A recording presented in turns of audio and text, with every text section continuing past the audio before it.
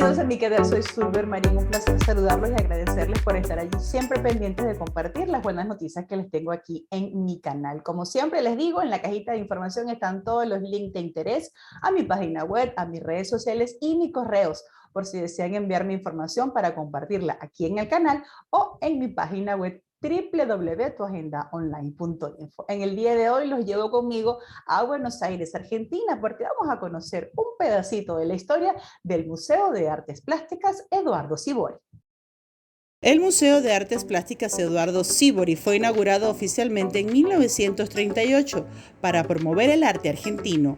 Llevaba como nombre Museo Municipal de Bellas Artes, Artes Aplicadas y Anexo de Artes Comparadas, hasta que en 1946 adquirió su nombre actual, el cual fue puesto en honor a Eduardo Sívori, uno de los más destacados artistas argentinos. Cuenta con una de las colecciones de arte con sello argentino más importante. Los invito a conocer su historia. Estoy feliz de recibir a dos vitales integrantes del Museo de Artes Plásticas Eduardo Sívori de Buenos Aires, Argentina. Nos acompaña Teresa Ricard, que ella es la directora con muchísima experiencia en el área de las artes, y también Sebastián Vidal Mackinson, si no me equivoco así se pronuncia, Sebastián, tú me dirás, quien es curador, investigador de arte y que además tiene ya una amplia experiencia dentro de este museo, y ellos dos me van a contar la historia de esta importante institución en Buenos Aires, Argentina. Un placer saludarlos. ¿Cómo están?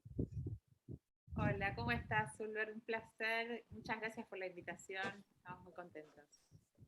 Hola, ¿cómo estás? ¿Todo bien? Muy Muchas bien. gracias. Feliz de poder conversar con ustedes y vamos a entrar directamente en materia porque sé que el Sívori, o el Sívori, como es conocido este museo, tiene una historia muy linda de apoyar el arte argentino. Cuéntenme ustedes cómo nace este museo, cómo constituyen todo lo que es esta institución que tiene más de 4.000 piezas dentro de su colección. Bueno, si querés puedo empezar un poco, Sebis. Sí, obvio. Bueno, creo que el museo es un museo clave, digamos, un museo institucional que ha trabajado sobre arte argentino desde los inicios de los años 30.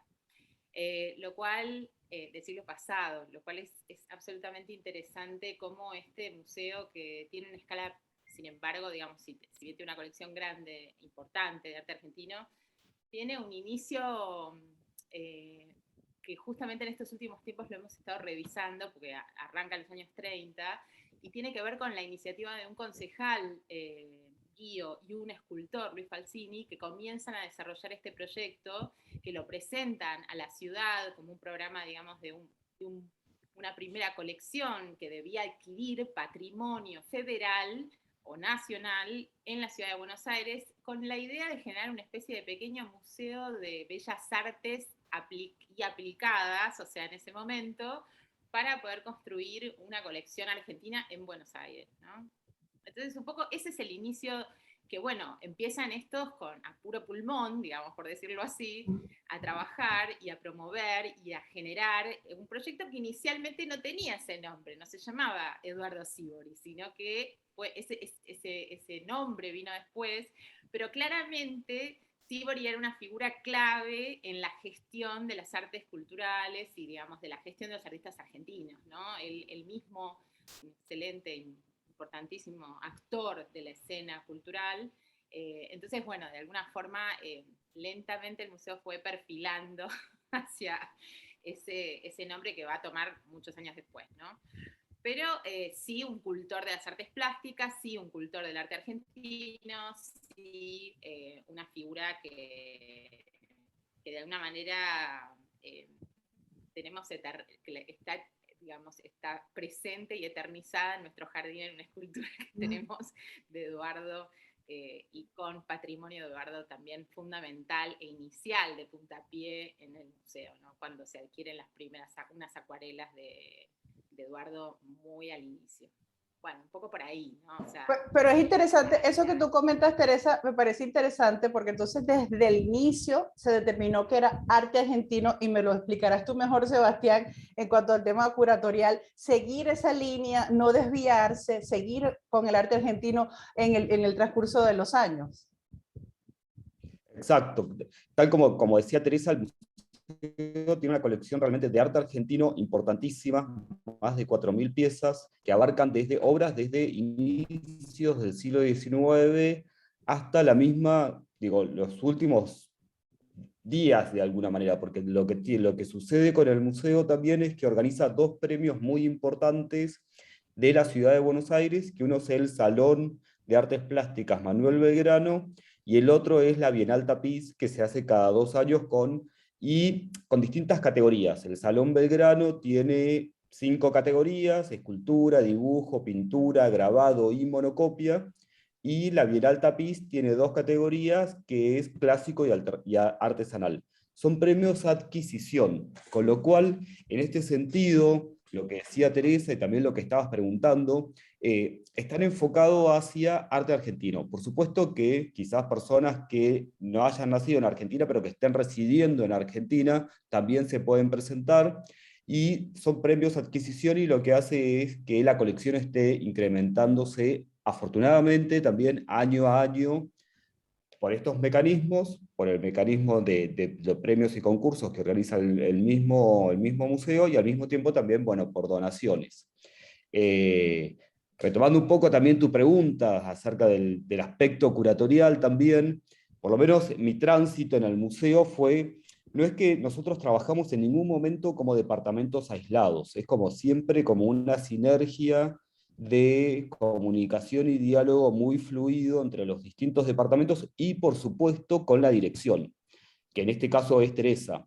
Y en ese sentido también es como siempre cada una de las propuestas está muy bien dialogada y pensada también en función de un posible programa a desarrollar a lo largo del año.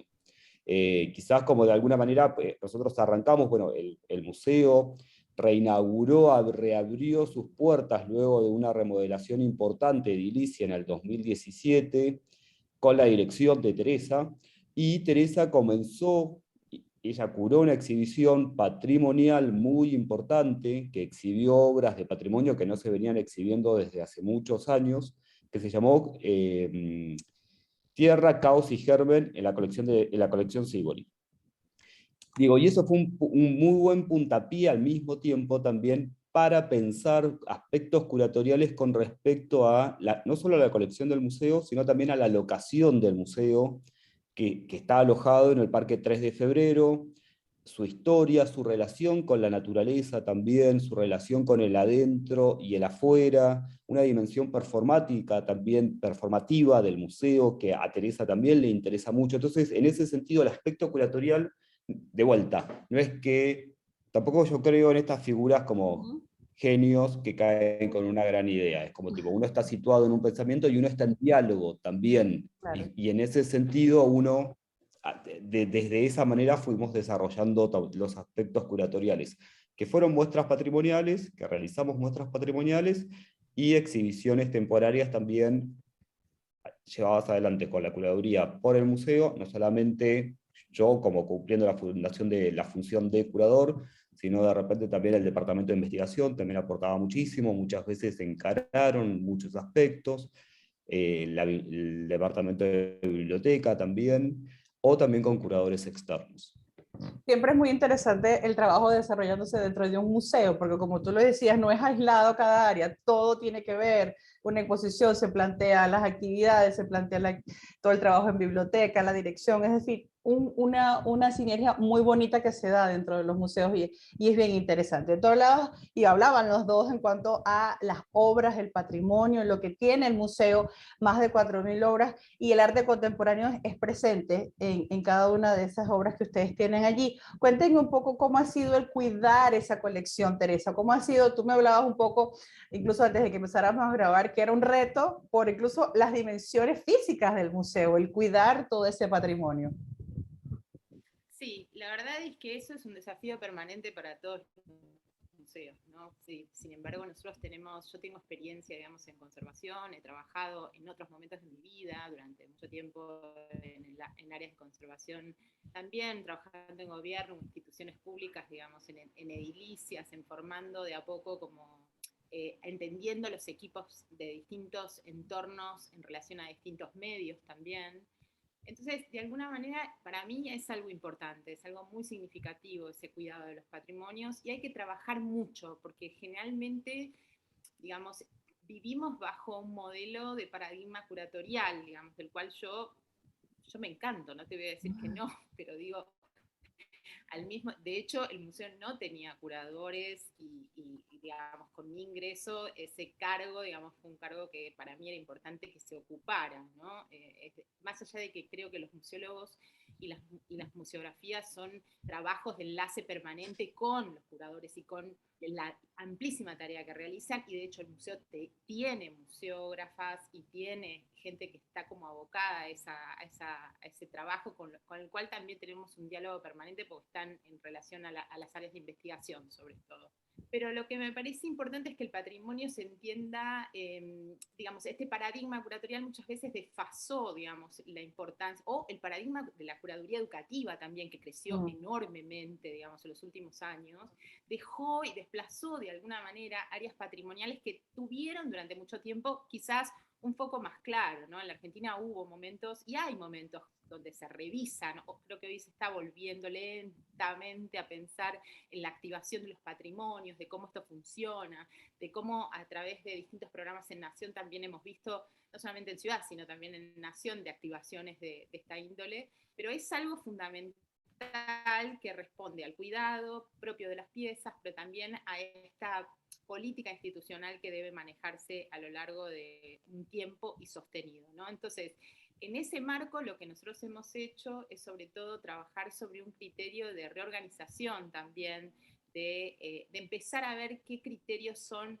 más adecuados, digamos, de reorganización dentro de la institución y también en tándem, digamos, con otras instituciones para manejar de alguna manera diversos lenguajes que a la larga podamos trabajar todos de la misma manera, ¿no? Pues vengo yo con mi base de datos, vengo yo con mi sistema, vengo yo con, bueno, gobierno también en ese sentido, en este caso dentro del programa de Museos Va, está imaginando también para todos los museos, o entiendo que empezamos a imaginar de esa manera, programas que nos permitan trabajar con la digitalización de nuestros archivos, empezar a trabajar con qué datos y qué tipo de datos queremos dar prioridad, cómo trabajar con los equipos, las capacitaciones para poder formar este tipo de archivos.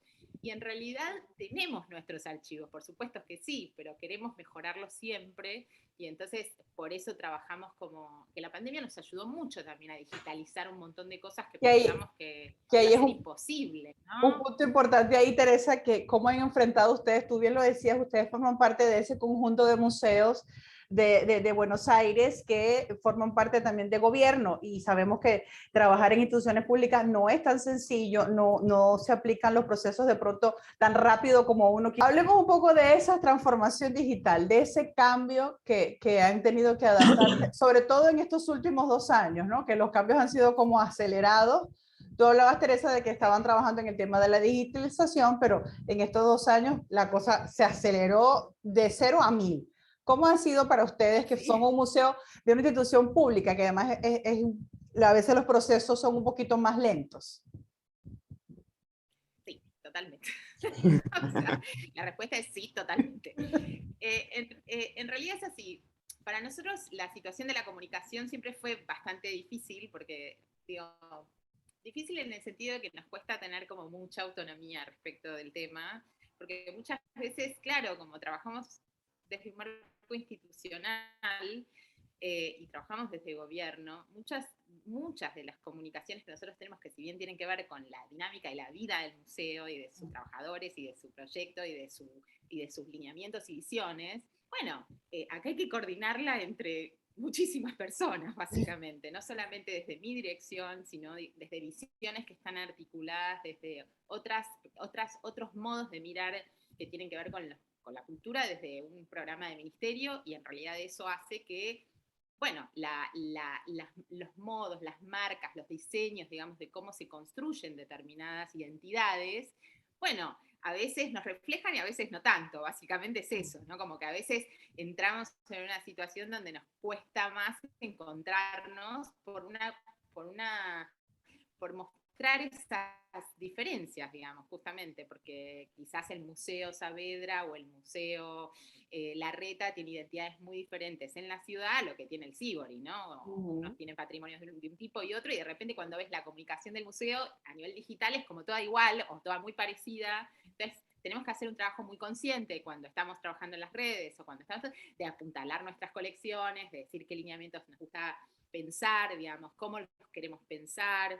Entonces estas oportunidades del vivo son interesantes porque también nos permiten como construir esas dinámicas, ¿no? Decir, bueno, a mí me encanta trabajar con determinadas efemérides anuales que tienen que ver con inclusión, diversidad, mujeres. Entonces esa agenda, bueno, ¿cómo ponemos esa agenda dentro de la otra agenda y que a la vez se pliegue con otras agendas, ¿no? Como eso por un lado en términos comunicacionales e institucionales. Pero después hay un museo hacia adentro, ¿no? Y ese museo hacia adentro genera otro tipo de dinámicas.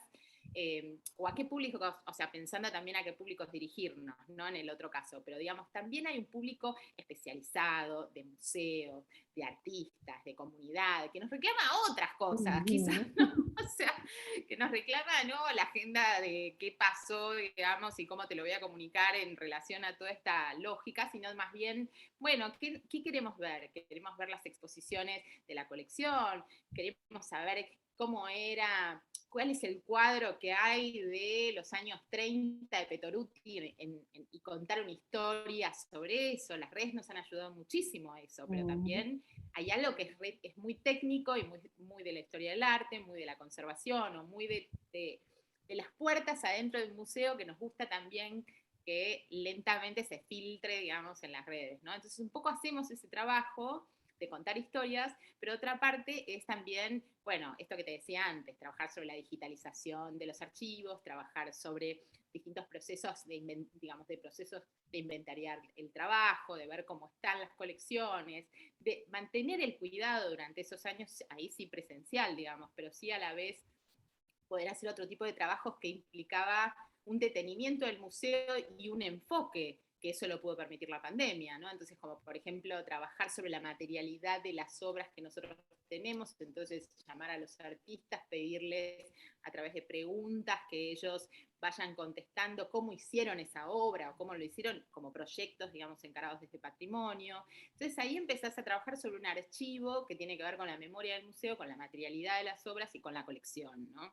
Entonces, bueno, hemos acopiado bastante a lo largo de la pandemia y en algunos casos, como te digo, lo hemos pasado a través de nuestro Instagram, que es nuevo, digamos, desde nuestra gestión, digamos, nos hemos metido en eso más profundamente. Es decir, cuando yo llegué al museo, el Facebook estaba como un poquito bajo, el Instagram no existía, Twitter no había, bueno, digo, era todo medio así. Entonces, bueno, un poquito de eso sí hemos aportado y por ejemplo, para mí es re lindo ver cómo muchas personas del museo han participado, digamos, en redes, aún siendo de investigación, por ejemplo, para digitalizar, o sea, gente que está muy entrenada y de repente, bueno, pobre, le estamos pidiendo otro formato, ¿viste? Es como, pero muy piola porque se sumó mucha gente y también está, o sea, estamos tratando de pensar como siempre activaciones para que el público pueda tener también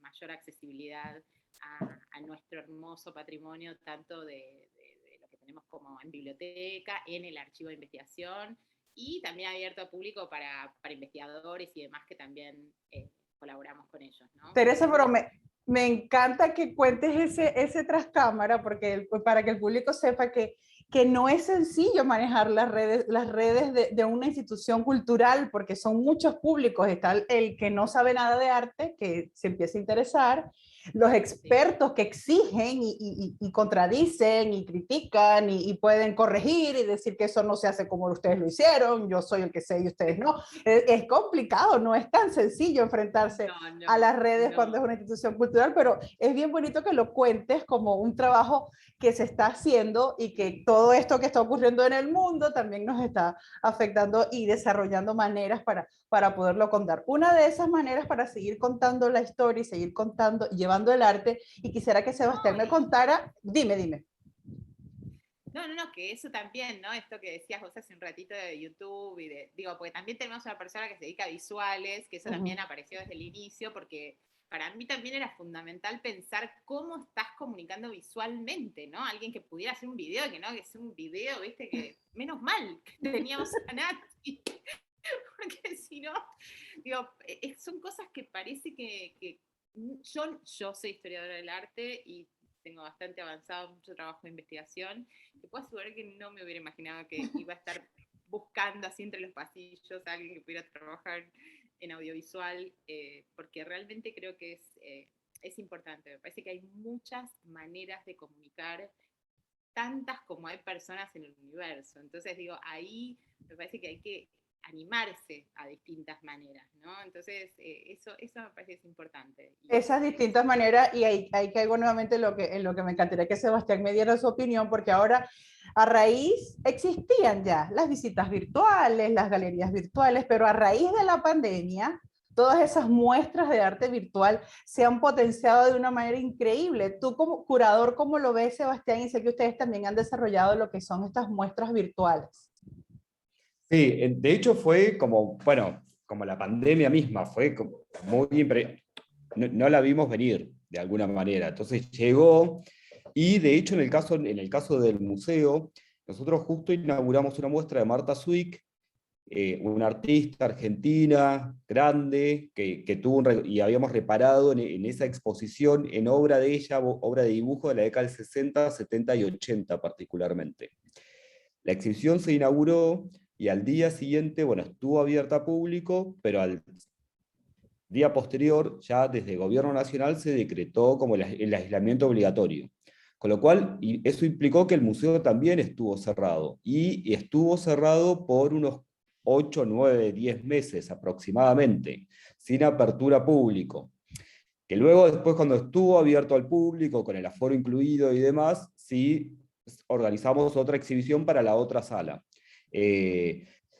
Fue realmente como, nada, hubo que pegar un timonazo muy, muy rápido, muy interesante, por otro lado, porque sí en ese caso desarrollamos los dos casos, pero puntualmente la muestra de Marta Zwick, que fue como la primera gran ola de la pandemia y el primer cerrazón del museo, organizamos de alguna manera como una exhibición virtual con distintas pastillas, con este sistema también de página web que te comentaba Teresa hace un rato, bueno, que para visualizar por momentos no resulta tan cómodo, pero bueno, trabajando con las condiciones de esta plataforma, sí realizamos esta exposición virtual porque entendíamos también, nuevamente, que el museo tiene que estar abierto aún en una pandemia, abierto sus contenidos al público en general, y porque también, como hay distintas maneras de comunicar, y una de las maneras de comunicar también era trabajar en una exhibición virtual sobre una exposición que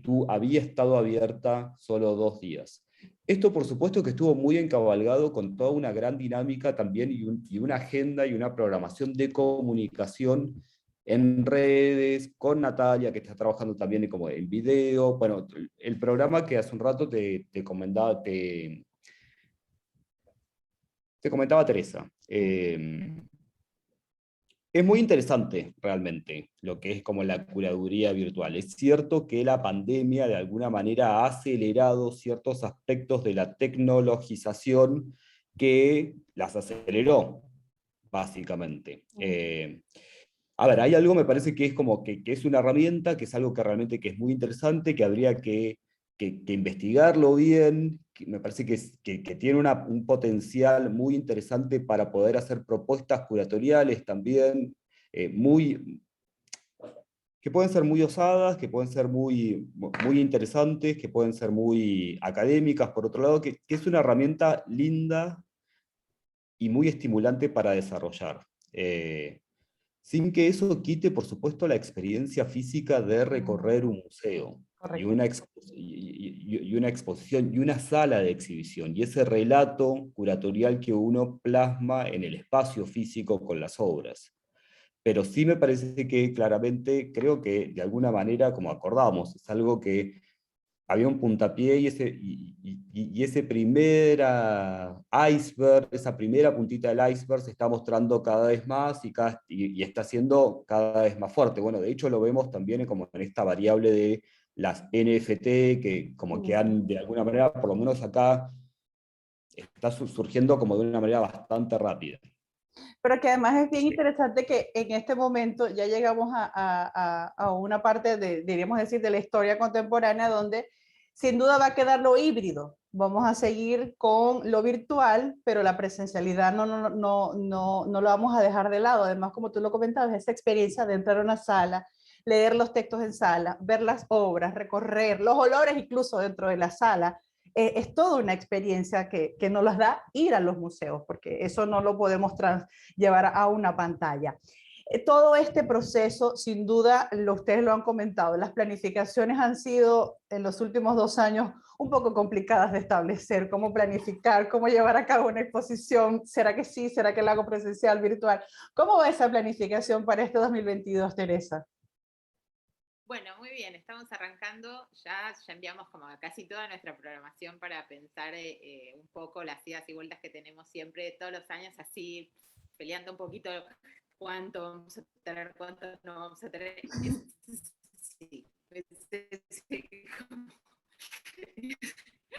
Es como nuestros presupuestos y más o menos. Siempre el museo tiene una oferta, o sea, realmente tenemos muchos pedidos y mucha gente y muchos artistas y es como que es un museo que realmente queremos siempre agradecer a la comunidad porque siempre nos toma en cuenta y siempre creen que nosotros podemos hacer un montón de cosas y yo estoy muy agradecida, digamos, a la comunidad por eso y a todos los que trabajan conmigo y a todo el proyecto.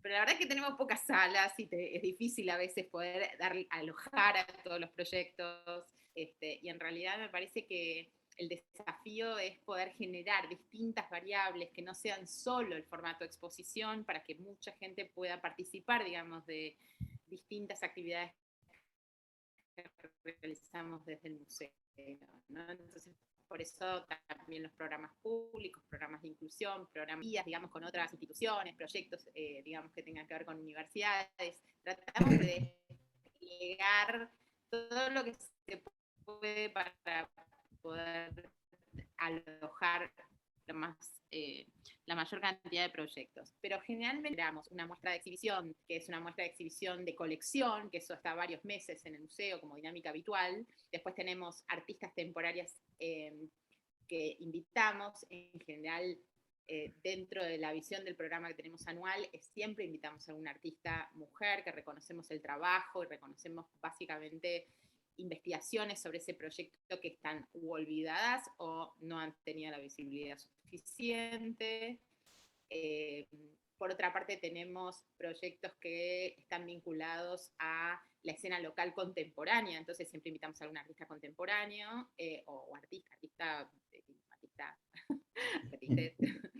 Y después también hacemos la presentación del Belgrano, ¿no? Del Salón Belgrano. Entonces, un poco en esa dinámica estamos siempre, solo que para este año estamos, bueno, imaginando un poco una programación un poquito más acotada, porque vamos a extender esta muestra tan importante que tenemos de Museo Sin Tiempo, que hemos curado con Sebastián, que es de la colección permanente, que muestra casi más de 90 obras de la colección. Y bueno, y después vamos a tener probablemente algunas muestras que tengan un proyecto, digamos, más contemporáneo, como, bueno, quizás probablemente esperemos que podamos mostrar el trabajo de Alicia Herrero. Y también tenemos algunos proyectos de artistas mujeres también que van a trabajar un poco en el museo. Queremos dedicar mucho, dedicamos mucho a las mujeres. Tenemos programas que trabajamos con escuelas y programas que trabajamos con distintas comunidades textiles, que bueno, que trabajan con chicos y con chicos que vienen de escuelas con algunas, digamos, con trabajo, digamos, comunitario también. Y entonces, bueno, un poco vamos poniendo una parte. También tenemos un programa, por ejemplo, que hacemos, que también lo mantenemos todos los años, que es con el Moyano, que es un hospital psiquiátrico con el cual trabajamos desde hace muchos años. Entonces, bueno, tenemos una actividad común ahí, que antes estaban en otra de las dependencias del museo, pero ahora están trabajando en la sede principal. Entonces, siempre nos gusta gusta mucho que estén y que lo trabajamos con el área de salud mental. Entonces es un programa que siempre para mí ha sido casi pionero, digamos, en el CIBOR, y le damos continuidad porque también creemos que es fundamental. Y bueno, entonces así se nos van plegando los festivales en los jardines, digamos que tenemos distintos festivales, somos sedes del festival de Bafisi, de Filba, de Festival de Verano, digamos, tenemos también como muchas actividades para un público que es muy diverso. Entonces eso hacen que conozcan ese museo que está en el corazón de Palermo, y también está bueno. Eso nos da mucha alegría que otra gente pueda venir y conocerlo. Que es una experiencia completa, ir al parque, al museo, disfrutar de las actividades. Hablabas de una exposición, me queda poquito tiempo, pero me gustaría, Sebastián, que me cuentes un poquito de ese museo sin tiempo, esa exposición que me parece siempre muy interesante que los museos muestren esas colecciones permanentes, esas piezas que están en archivo y que es un privilegio poderlas ver. Sí, es una muestra grande de largo aliento que co-curamos con Tere. Está ocupando gran parte, todo el museo. Son más de 90 piezas de la colección. Hay una sala que estuvo más concentrada, Teresa, que es escultórica, una colección de Agustín Riganelli, que fue un artista muy, muy importante, muy exquisito en la historia del arte argentino, que el museo tiene mucha obra. Teresa rescató muchas de estas piezas escultóricas. La exhibición en Sala A está planteada de alguna manera como una escenografía, como hay algo del orden de la teatralidad que está imperando ahí, con un poco esta idea también de la dentro y de la afuera, pero dentro del mismo museo, como restaurar ciertos saberes y oficios de la restauración y de la conservación de piezas, de ciertos modos de hacer en la producción de los artistas modernos, porque estamos hablando de obra producida en la década del 1910, 1920, 1930, 40. Y en la otra sala estamos trabajando más con mucha obra plana, hay poca obra escultórica, pero de alguna manera es como una arqueología ficcionalizada de la reconstrucción de la primera exhibición de patrimonio del museo cuando abre sus puertas en 1938.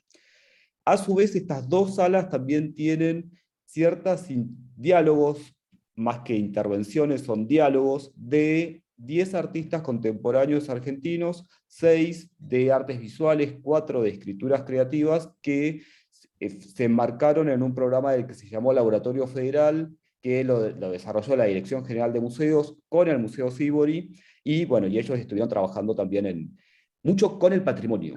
Eso realmente es muy interesante. Son piezas realizadas específicamente para la exhibición en diálogo con el patrimonio, que por supuesto tenían como mucho diálogo también con Teresa y conmigo y con distintos equipos del museo para poder producir estas piezas. Bueno, muchísimas gracias, Teresa, Sebastián, la verdad que muchísimas gracias por su tiempo para hablar un poquito de tanto trabajo que tienen ustedes ahí en el museo y tantas cosas bonitas que hacen. Teresa, haz la invitación para que todos los que se acerquen a Buenos Aires no pierdan la oportunidad de ir a conocer el Sívori. Ay, muchísimas gracias, la verdad que nos encanta y por supuesto que los esperamos y las esperamos. Sebastián, Teresa, muchísimas gracias por haberme acompañado y gracias a todo el equipo del museo y que sigan los éxitos. Gracias. Muchas gracias, Olga. Muchísimas gracias a Teresa y a Sebastián por su tiempo para contar en mi espacio un pedacito de la historia del Museo de Artes Plásticas Eduardo Sívori, que está en el centro del Parque 3 de Febrero en Buenos Aires, para disfrutar allí de todas sus actividades y sus hermosas exposiciones. Recuerden que en la cajita de información les voy a dejar los links a su página web, a sus redes sociales también, a mi página web y a mis redes sociales para que estemos por allí conectados. Soy Zulber Marín, será hasta la próxima y recuerden siempre, sonría que es gratis. Chao.